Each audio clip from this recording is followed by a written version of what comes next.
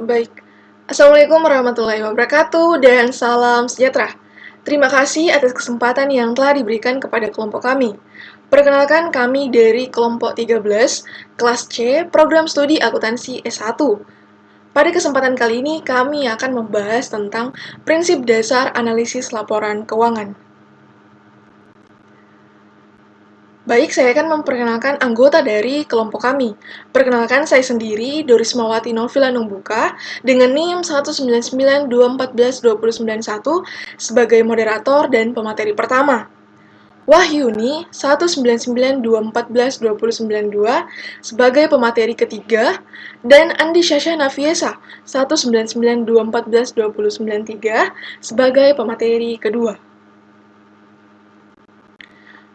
Pada kesempatan kali ini adalah beberapa poin pokok pembahasan yang akan kami bahas. Yang pertama, yaitu prinsip dasar analisis. Yang kedua, analisis rasio. Yang ketiga, laporan keuangan komparatif. Yang keempat, analisis tren. Yang kelima, analisis common size atau presentasi per komponen. Yang keenam, analisis sumber dan penggunaan dana. Dan yang terakhir, yang ketujuh, yaitu komparasi. Baik, memasuki pembahasan materi yang pertama, prinsip dasar analisis. Analisis laporan keuangan merupakan suatu proses yang penuh pertimbangan atau judgment proses. Salah satu tujuannya adalah untuk mengidentifikasi perubahan-perubahan pokok atau turning point pada tren, jumlah dan hubungan, dan alasan-alasan perubahan tersebut. Perubahan-perubahan tersebut seringkali merupakan tanda peringatan awal atau early warning signal terjadinya pergeseran menuju keberhasilan atau kegagalan suatu perusahaan. Proses pertimbangan dapat ditingkatkan melalui pengalaman dan penggunaan alat-alat analisis. Ada berbagai teknik analisis laporan keuangan yang berbeda dan membahas prinsip-prinsip dasar yang harus dipahami dalam rangka menganalisis laporan keuangan suatu perusahaan. Berikut ini akan dijelaskan salah satu prinsip, yaitu prinsip komparasi. Selanjutnya yaitu analisis rasio. Rasio-rasio keuangan biasanya dinyatakan dalam suatu presentasi atau kali. Rasio dikelompokkan sebagai berikut. Yang pertama, rasio likuiditas yang mengukur kemampuan suatu perusahaan dalam memenuhi kewajiban jangka pendeknya. Rasio ini dapat meliputi pula rasio-rasio yang mengukur efisiensi penggunaan aktiva lancar. Yang kedua yaitu rasio solvabilitas atau struktur modal, yang mengukur tingkat perlindungan para kreditor jangka panjang. Yang ketiga yaitu rasio return on investment yang mengatur kemampuan perusahaan dalam menghasilkan laba relatif dibanding dengan aktiva investasi yang digunakan.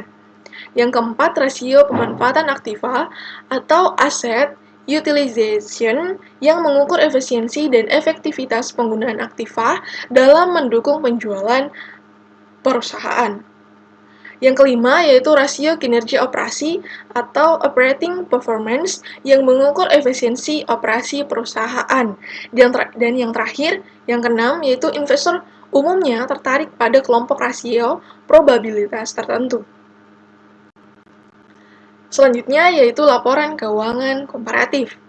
Penyajian laporan keuangan komparatif misalnya untuk 2 atau 3 tahun atau lebih dapat memberikan gambaran mengenai pergerakan dan kecenderungan, serta memberikan petunjuk yang berharga dalam rangka memprediksi masa yang akan datang.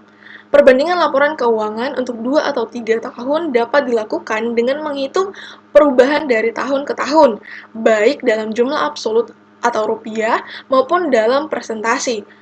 Perbandingan untuk jangka waktu yang lebih lama lebih baik menggunakan tren.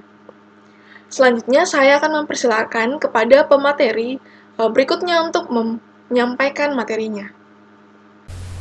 Selanjutnya, saya akan membahas tentang analisis tren.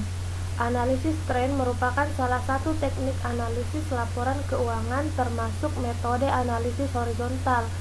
Analisis ini menggambarkan kecenderungan perubahan suatu pos laporan keuangan selama beberapa periode, dari tahun ke tahun. Data laporan keuangan untuk beberapa periode dinyatakan dalam satuan presentase atas dasar tahun dasar.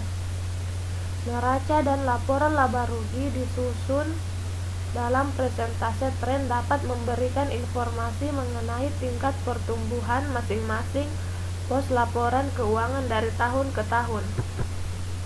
Selanjutnya, analisis common size. Laporan keuangan dalam presentase per komponen menyatakan masing-masing dalam satuan persen atas dasar total kelompoknya. Teknik analisis dengan cara menyusun laporan keuangan seperti ini disebut teknik analisis common size dan termasuk metode analisis vertikal. Suatu neraca yang disusun dalam presentase per komponen dapat memberikan informasi sebagai berikut. Itu ada dua. Yang pertama, komposisi investasi atau aktiva. Suatu perusahaan dapat memberikan gambaran tentang posisi relatif aktiva lancar terhadap aktiva tidak lancar. Kedua, struktur modal dalam kurung posisi pasiva yang memberikan gambaran mengenai posisi relatif utang perusahaan terhadap modal sendiri. Apabila neraca dalam presentase per komponen ini disusun secara komparatif, misalnya 2 tahun berturut-turut, dapat memberikan informasi mengenai perubahan komposisi, baik komposisi investasi maupun struktural modal. Laporan laba rugi yang disusun dalam presentase per komponen dapat menggambarkan distribusi atau alokasi setiap Rp1 penjualan kepada masing-masing elemen biaya dan laba. Sementara jika disusun secara komparatif, dapat menggambarkan perubahan distribusi tersebut. Baik, selanjutnya yaitu analisis sumber dan dana penggunaan. Dengan menggunakan teknik analisis sumber dan penggunaan dana atau analisis cash flow, pengelola perusahaan akan memperoleh informasi mengenai sebab-sebab terjadinya surplus atau defisit kas selama periode tertentu, sehingga dapat digunakan sebagai dasar pengambilan keputusan tentang kas.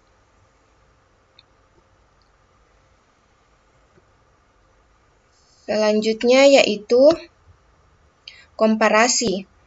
Angka-angka absolut atau rasio tidak akan memberikan arti apabila tidak dikomparasikan atau dibandingkan dengan angka lainnya. Oleh karena itu, diperlukan suatu pedoman untuk dapat menentukan arti dari suatu rasio atau ukuran-ukuran lainnya yang dihitung. Analisis tren, sebuah analisis yang dilakukan dengan menggunakan data-data masa lalu perusahaan untuk bertujuan komparasi disebut analisis tren. Rata-rata industri dan perbandingan dengan pesaing. Analisis terhadap laporan keuangan suatu perusahaan akan lebih bermakna apabila hasil analisis tersebut dibandingkan dengan rata-rata industri dan hasil dari pesaing. Data rata-rata industri tersebut biasanya dikumpulkan oleh sebuah lembaga jasa keuangan. Masalah yang umum dihadapi analis adalah data rata-rata industri yang tidak secara jelas mencakup perusahaan yang dianalisis. Hal ini disebabkan karena perusahaan yang sedang dianalisis diverifikasi ke dalam banyak area industri. Nah, berikut ini contoh beberapa jasa keuangan yang memberikan data mengenai industri. Yang pertama yaitu The Department of Commerce Financial Report, publikasi oleh pemerintah federal tentang perusahaan yang bergerak dalam bidang manufaktur, pertambangan, dan perdagangan. Yang kedua yaitu Robert Morris Associates Annual Statement Studies, menyajikan neraca dan laporan laba rugi dalam presentase per komponen yang sederhana dan 16 jenis aneka rasio. Data industri yang dicakup adalah industri manufaktur, perdagangan besar, dan konstruksi. Dan yang terakhir yaitu The Almanac Norms and Key Business Ratio, menyajikan sebanyak 24 data statistik untuk 11 kategori ukuran perusahaan, yang mencakup 12 faktor operasi. Publikasi menyajikan juga 10 angka rasio. Klasifikasi mencakup perusahaan manufaktur, pedagang besar, konstruksi, pertambangan, lembaga keuangan, asuransi, real estate, dan energi. Nah, Kesimpulan dari materi kali ini yaitu analisis laporan keuangan mencakup aspek kuantitatif dan kualitatif dari suatu pengukuran posisi keuangan relatif di antara perusahaan dan di antara industri. Contohnya menggunakan teknik-teknik analisis komparatif, trend, common size, analisis rasio, dan analisis sumber dan penggunaan dana. Analisis laporan keuangan dapat dilakukan dengan berbagai cara, bergantung pada jenis perusahaan atau industri dan kebutuhan tertentu para pemakai. Sekian.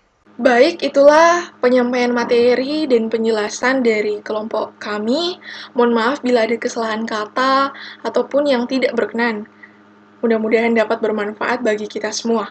Sekian dan terima kasih ya. Assalamualaikum warahmatullahi wabarakatuh dan salam sejahtera.